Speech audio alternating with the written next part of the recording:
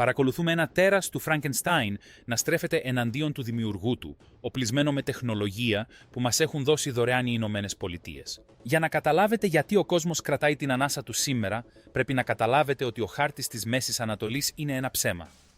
Βλέπουμε σύνορα και έθνη, αλλά ο πραγματικός χάρτης είναι ένα πλέγμα αγωγών, θρησκευτικών ρήξεων και ροής πετρελαίου.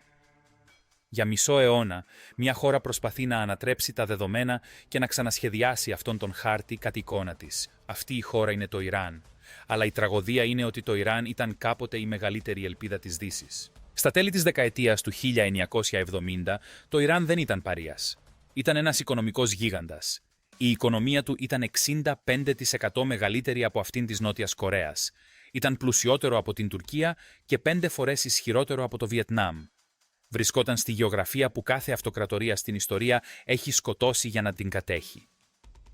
Έλεγχε το βόρειο άκρο του πορθμού του Ορμούζ, της στενής σφαγίτιδας φλέβας από την οποία πρέπει να περάσει το 30% του παγκόσμιου πετρελαίου που μεταφέρεται μέσω θαλάσσης. Αν ελέγχεις το Ορμούζ, μπορείς να στραγγαλίσεις την παγκόσμια οικονομία σε μια εβδομάδα. Τότε, οι Ηνωμένες Πολιτείες δεν εμπιστεύονταν απλώς το Ιράν. Ήθελαν να το οπλίσουν.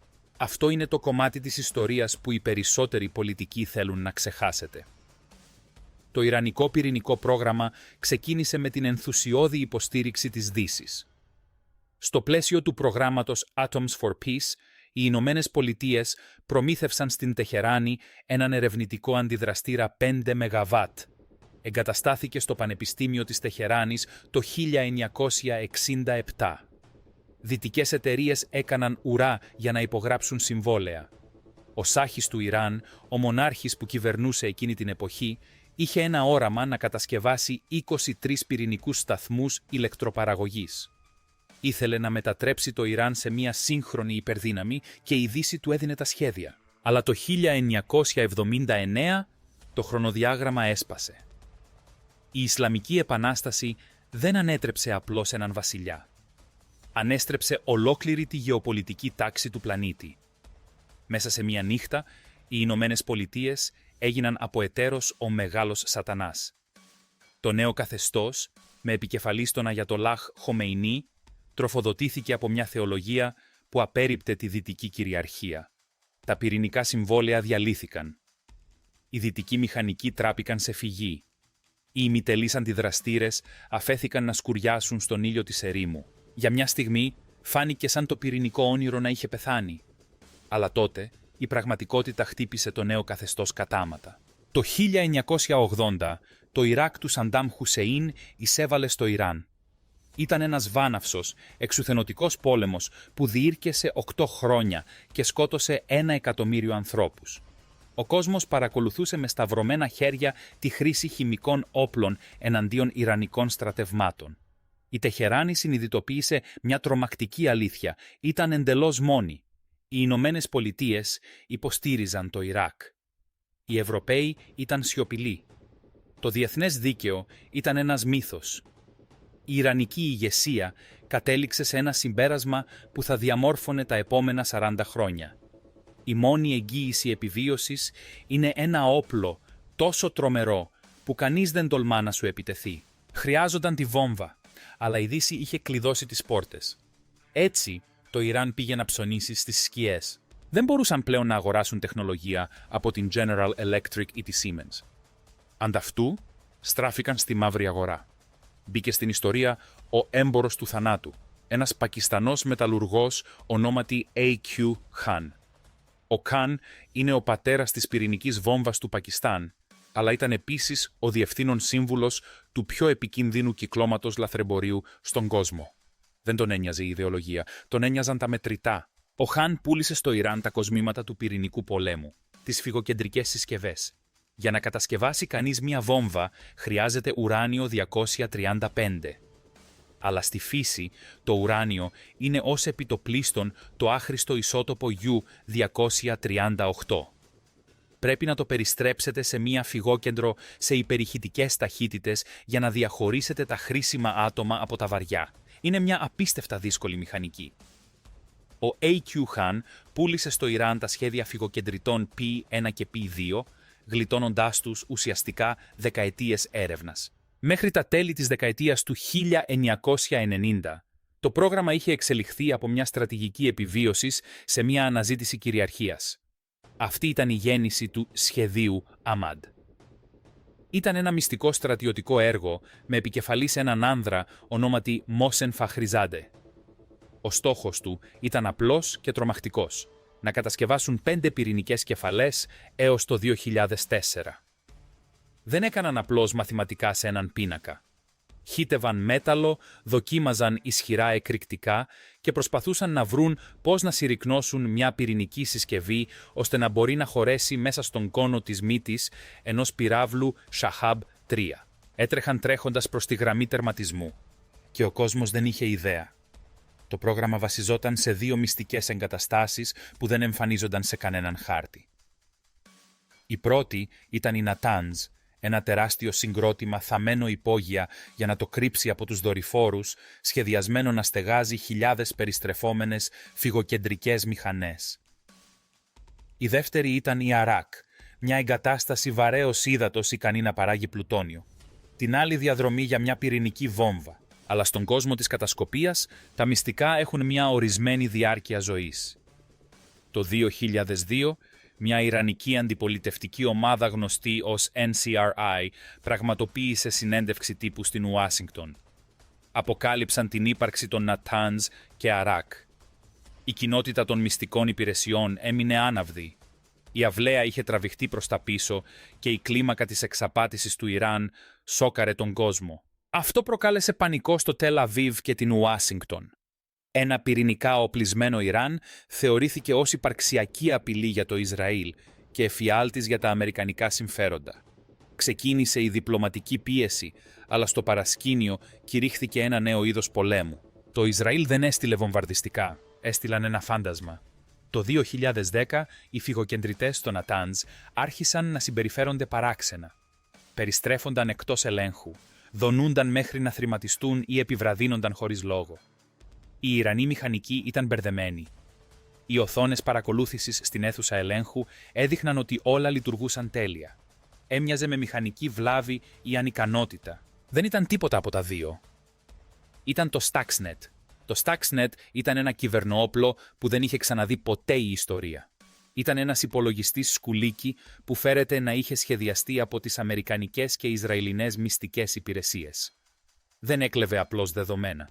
Προκαλούσε φυσική καταστροφή στον πραγματικό κόσμο. Ήταν μια ψηφιακή βολή ελεύθερου σκοπευτή που κατέστρεψε σχεδόν 1000 φυγοκεντρικές μηχανές. Ήταν ένα τακτικό αριστούργημα, αλλά αγόρασε μόνο χρόνο.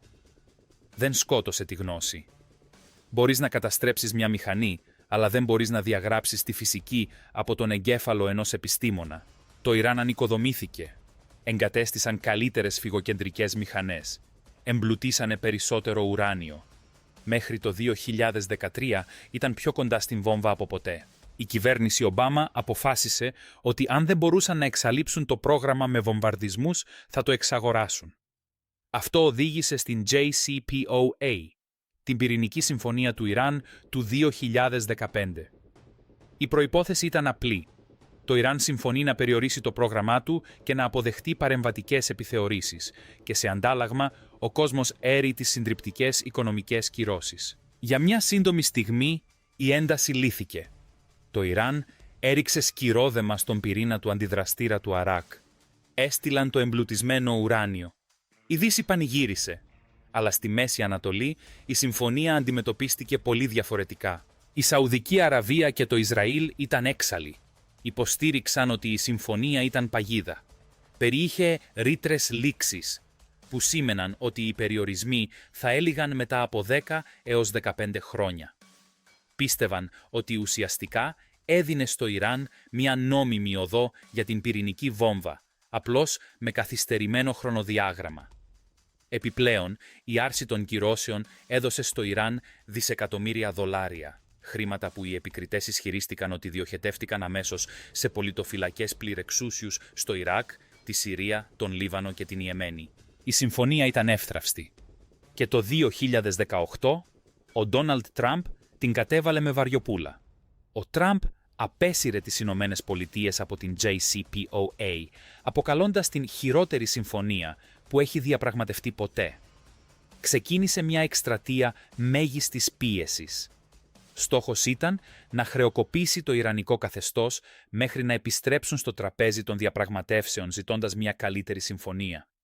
Το Υπουργείο Οικονομικών των ΗΠΑ έβαλε τα πάντα σε μαύρη λίστα. Έθεσαν κυρώσεις στο πετρέλαιο του Ιράν, στις τραπεζές του, στις ναυτιλιακές του εταιρείες, ακόμη και στα πετροχημικά του. Η ιρανική οικονομία έπεσε σε ελεύθερη πτώση. Το νόμισμα κατέρευσε, ο πληθωρισμός εκτοξεύτηκε, αλλά το καθεστώς στην Τεχεράνη δεν κατέρευσε. Ανταυτού αποφάσισαν να κάψουν το σπίτι. Αν δεν μπορούσαν να πουλήσουν το πετρέλαιό τους, θα φρόντιζαν να μην μπορεί ούτε κανείς άλλος.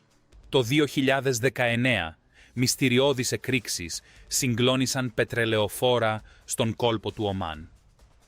Μη επανδρωμένα αεροσκάφη χτύπησαν την καρδιά των εγκαταστάσεων επεξεργασίας πετρελαίου της Σαουδικής Αραβίας, διακόπτοντας προσωρινά τη μισή παραγωγή πετρελαίου του βασιλείου. Το μήνυμα από την Τεχεράνη ήταν σαφές.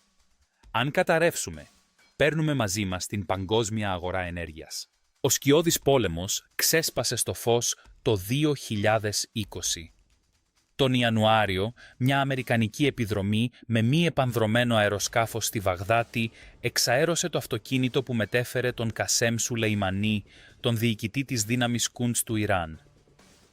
Ο Σουλεϊμανί ήταν ο δεύτερος πιο ισχυρός άνθρωπος στο Ιράν, ο αρχιτέκτονας της περιφερειακής κυριαρχίας τους. Ο θάνατός του ήταν ένα σοκ για το σύστημα. Το Ιράν ανταπέδωσε με βαλιστικούς πυράβλους σε αμερικανικές βάσεις στο Ιράκ.